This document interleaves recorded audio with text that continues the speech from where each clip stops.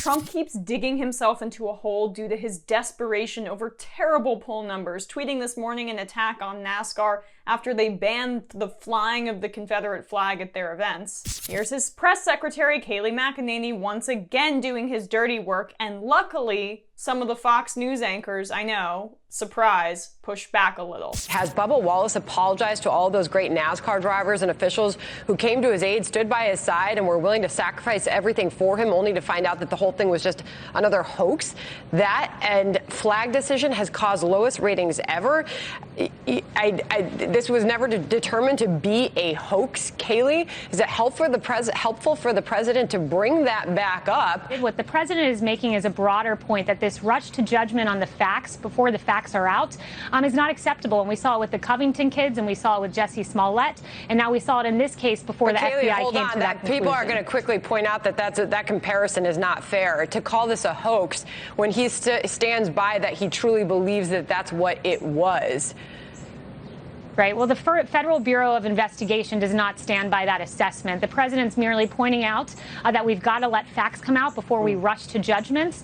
And there was no hate crime committed against Bubba Wallace, as determined by the FBI, as noted in a NASCAR statement. Interesting that the Trump administration loves to take the word of the FBI when it backs up their narrative, but when it doesn't, it's the deep state. It's the deep state coming after Trump. Perhaps be principled like leftists and be mistrustful of everything that comes out of the FBI because it could be serving a specific purpose, but in this case, whatever.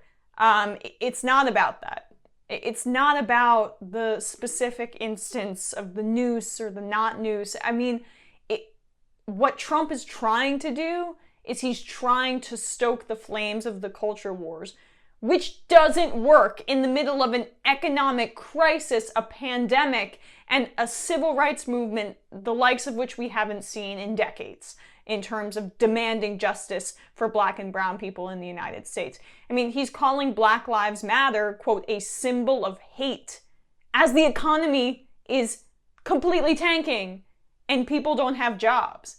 That's a disconnect. It's not going to work. But he's in this Fox News hole. He's in the Stephen Miller-esque hole of, he doesn't know how to get out of it. So he's trying to rile up his base, despite the economy being terrible, which was his number one thing. Oh, jobs, jobs, jobs, jobs, jobs. Anyone who wakes up in the morning in America knows that job numbers aren't good, knows that they're unemployed, their mom's unemployed, their sister, their brother, their uncle, whatever. They know.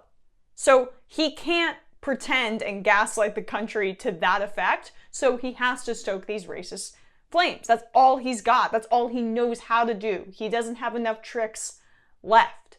And I think it rings really hollow, especially when he's going after NASCAR.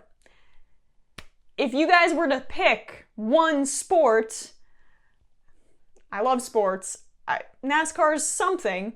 If you guys were to pick one kind of cultural big aspect of this country that would most appeal to Trump supporters, wouldn't it be NASCAR?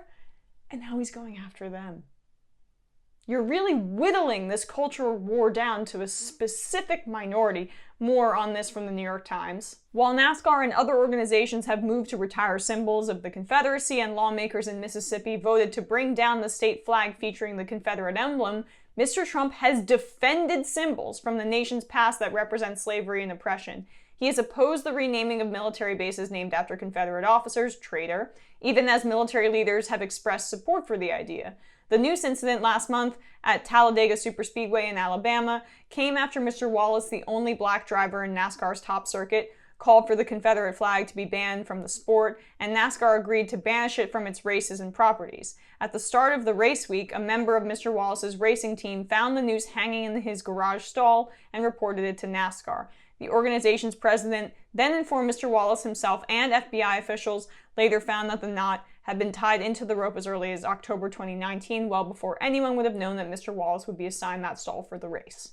Okay, it doesn't seem like it was a noose. No one cares, no one cares, no one cares. People are worrying about how they're going to pay their rent. Tens of millions of people don't have health insurance. Unemployment numbers, 20+%, even though the federal government is trying to downplay it. If things were prosperous This would work against Biden, even though he is going against NASCAR, which would contain a lot of Trump supporters, but maybe they'd turn on the institution like they pretended to turn on the NFL and then kept watching. But this is not the kind of stuff that's going to bring people out to vote.